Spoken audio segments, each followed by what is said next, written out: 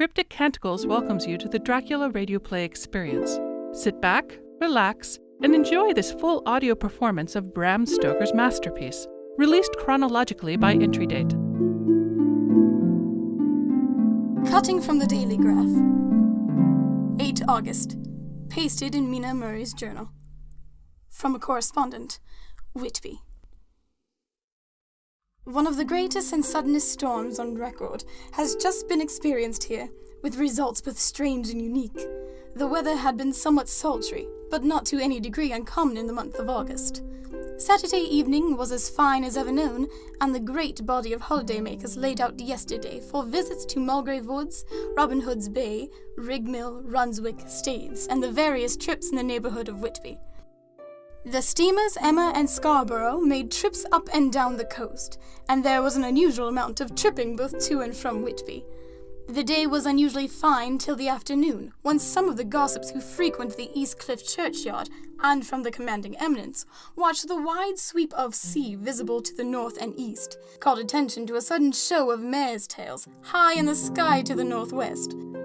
The wind was then blowing from the southwest in the mild degree which in the barometrical language is ranked number 2, light breeze. The Coast Guard on duty at once made report, and one old fisherman, who for more than half a century has kept watch on weather signs from the East Cliff, foretold in an emphatic manner the coming of a sudden storm. The approach of sunset was so very beautiful, so grand in its masses of splendidly colored clouds, that there was quite an assemblage on the walk along the cliff in the old churchyard to enjoy the beauty. Before the sun dipped below the black mass of Kettleness, standing boldly athwart the western sky, its downward way was marked by myriad clouds of every sunset color, flame, purple, pink, green, violet, and all the tints of gold, with here and there masses not large, but of seemingly absolute blackness, in all sorts of shapes, as well outlined as colossal silhouettes. The experience was not lost on the painters, and doubtless some of the sketches of the prelude to the great storm will grace the R.A. and R.I. walls in May next. More than one captain made up his mind then and there that his cobble or his mule, as they termed the different classes of boats, would remain in the harbour till the storm had passed. The wind fell away entirely during the evening, and at midnight there was a dead calm, a sultry heat, and that prevailing intensity which, on the approach of thunder, affects persons of a sensitive nature. There were but few lights in sight at sea, for even the coasting steamers, which usually hug the shore so closely, kept well to seaward, and but few fishing boats were in sight. The only sail noticeable was a foreign schooner with all sails set, which was seemingly going westwards. The foolhardiness or ignorance of her officers was a prolific theme for comment while she remained in sight, and efforts were made to signal her to reduce sail in the face of her danger. Before the night shut down, she was seen with sails idly flapping as she gently rolled on the undulating swell of the sea, as idle as a painted ship upon a painted ocean. Shortly before 10 o'clock, the stillness of the air grew quite oppressive, and the silence was so marked that the bleating of a sheep inland or the barking of a dog in the town was distinctly heard. And the band on the pier, with its lively French air, was like a discord in the great harmony of nature's silence. A little after midnight came a strange sound from over the sea, and high overhead the air began to carry a strange, faint, hollow booming. Then, without warning, the tempest broke, with a rapidity which at the time seemed incredible, and even afterwards is impossible to realize. The whole aspect of nature at once became convulsed. The waves rose in growing fury, each overtopping its fellow, till in a very few minutes the lately glassy sea was like a roaring and devouring monster. White crested waves beat madly on the level sands and rushed up the shoveling cliffs. Others broke over the piers, and with their spume swept the lanthorns of the lighthouses which rise from the end of either pier of Whitby harbour. The wind roared like thunder, and blew with such force that it was with difficulty that even strong men kept their feet or clung with grim clasp to the iron stanchions. It was found necessary to clear the entire pier from the mass of onlookers, or else the fatalities of the night would have increased manifold. To add to the difficulties and dangers of the time, masses of sea fog came drifting inland. White, wet clouds which swept by in ghostly fashion, so dank and damp and cold that it needed but little effort of imagination to think that the spirits of those lost at sea were touching their living brethren with the clammy hands of death, and many a one shuddered as the wreaths of the sea mist swept by. At times the mist cleared, and the sea for some distance could be seen in the glare of the lightning, which came thick and fast, followed by such peals of thunder that the whole sky overhead seemed trembling under the shock of the footsteps of the storm. Some of the scenes thus revealed were of immeasurable grandeur and of absorbing interest. The sea running mountains high, through skywards with each wave mighty masses of white foam, which the tempest seemed to snatch at and whirl away into space. Here and there a fishing boat with a rag of sail, running madly for shelter before the blast, now and again the white wings of a storm-tossed seabird. On the summit of the east cliff, the new searchlight was ready for experiment, but had not yet been tried.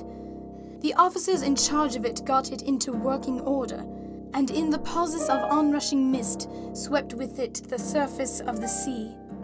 Once or twice its service was most effective, as when a fishing boat, with gunwale under water, rushed into the harbour, able by the guidance of the sheltering light to avoid the danger of dashing against the piers. As each boat achieved the safety of the port, there was a shout of joy from the mass of people on the shore, a shout which for a moment seemed to cleave the gale, and was then swept away in its rush. Before long, the searchlight discovered some distance away a schooner with all sails set, apparently the same vessel which had been noticed earlier in the evening. The wind had by this time backed to the east, and there was a shudder amongst the watchers on the cliff as they realized the terrible danger in which she now was.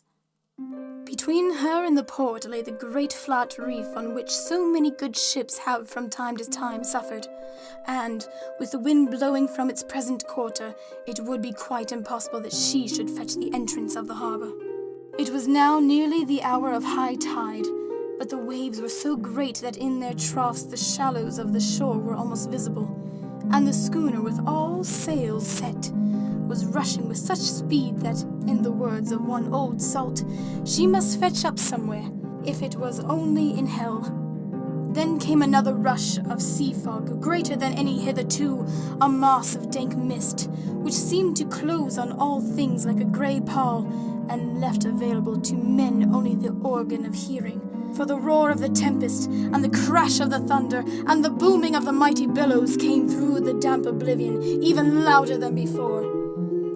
The rays of the searchlight were kept fixed on the harbour mouth across the east pier, where the shock was expected, and men waited breathless. The wind suddenly shifted to the northeast, and the remnant of the sea fog melted in the blast. And then, mirabile dictu, between the piers, leaping from wave to wave as it rushed at headlong speed, swept the strange schooner before the blast, with all sails set, and gained the safety of the harbour. The searchlight followed her, and a shudder ran through all who saw her, for lashed to the helm was a corpse with drooping head, which swung horribly to and fro at each motion of the ship. No other form could be seen on the deck at all. A great awe came on all as they realized that the ship, as if by a miracle, had found the harbour, unsteered, save by the hand of a dead man. However, all took place more quickly than it takes to write these words. The schooner paused not, but rushing across the harbour, pitched herself on that accumulation of sand and gravel washed by many tides and many storms into the southeast corner of the pier, jutting under the east cliff, known locally as Tate Hill Pier. There was, of course, a considerable concussion as the vessel drove up on the sand heap. Every spar, rope, and stay was strained, and some of the top hammer came crashing down. But strangest of all, The very instant the shore was touched, an immense dog sprang up on deck from below, as if shot up by the concussion, and running forward jumped from the bow on the sand. Making straight for the steep cliff, where the churchyard hangs over the laneway to the east pier, so steeply that some of the flat tombstones, thruff-stanes or through-stones as they call them in Whitby vernacular, actually project over where the sustaining cliff has fallen away. It disappeared in the darkness, which seemed intensified just beyond the focus of the searchlight. It so happened that there was no one at the moment on Tate Hill Pier, as all those whose houses are in close proximity were either in bed or were out on the heights above. Thus the Coast Guard on duty on the eastern side of the harbour, who at once ran down to the little pier, was the first to climb aboard. The men working the searchlight, after scouring the entrance of the harbour without seeing anything, then turned the light on the derelict and kept it there. The Coast Guard ran aft, and when he came beside the wheel, bent over to examine it, and recoiled at once as though under some sudden emotion. This seemed to pique general curiosity, and quite a number of people began to run. It was a good way round from the west cliff by the drawbridge to Tate Hill Pier, but your correspondent is a fairly good runner, and came well ahead of the crowd. When I arrived, however, I found already assembled on the pier a crowd, whom the Coast Guard and police refused to allow to come on board. By the courtesy of the chief boatman, I was, as your correspondent, permitted to climb on deck, and was one of a small group who saw the dead seaman whilst actually lashed to the wheel. It was no wonder that the Coast Guard was surprised, or even awed, for not often can such a sight have been seen. The man was simply fastened by his hands, tied one over the other, to a spoke of the wheel. Between the inner hand and the wood was a crucifix, the set of beads on which it was fastened being around both wrist and wheel, and all kept fast by the binding cords.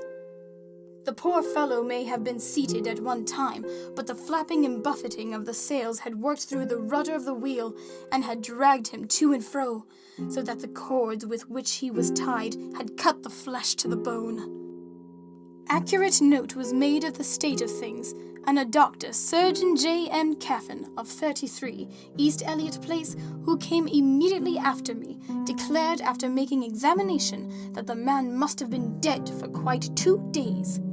In his pocket was a bottle, carefully corked, empty, save for a little roll of paper, which proved to be the addendum to the log.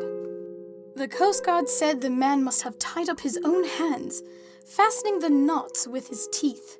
The fact that a Coast Guard was the first on board may save some complications later on, in the Admiralty Court, for Coast Guards cannot claim the salvage, which is the right of the first civilian entering on a derelict. Already, however, the legal tongues are wagging, and one young law student is loudly asserting that the rights of the owner are already completely sacrificed, his property being held in contravention of the statutes of Mortmain, since the tiller, as emblemship, if not proof of delegated possession, is held in a dead hand. It is needless to say that the dead steersman has been reverently removed from the place where he held his honourable watch and ward till death. A steadfastness as noble as that of the young Casabianca, and placed in the mortuary to await inquest. Already the sudden storm is passing, and its fierceness is abating. Crowds are scattering backward, and the sky is beginning to redden over the Yorkshire wolds. I shall send, in time for your next issue, further details of the derelict ship which found her way so miraculously into harbour in the storm. Mina Murray's Journal, 8 August. Lucy was very restless all night, and I too could not sleep. The storm was fearful, and as it boomed loudly among the chimney pots, it made me shudder. When a sharp puff came, it seemed to be like a distant gun. Strangely enough, Lucy did not wake, but she got up twice and dressed herself. Fortunately, each time I awoke in time and managed to undress her without waking her, and got her back to bed. It is a very strange thing, this sleepwalking, for as soon as her will is thwarted in any physical way, her attention, if there be any, disappears, and she yields herself almost exactly to the routine of her life. Early in the morning we both got up and went down to the harbor to see if anything had happened in the night. There were few people about, and though the sun was bright and the air clean and fresh, the big grim-looking waves that seemed dark themselves because the foam that topped them was like snow, forced themselves in through the mouth of the harbor like a bullying man going through a crowd. Somehow I felt glad that Jonathan was not on the sea last night, but on land. But, oh, is he on land or sea?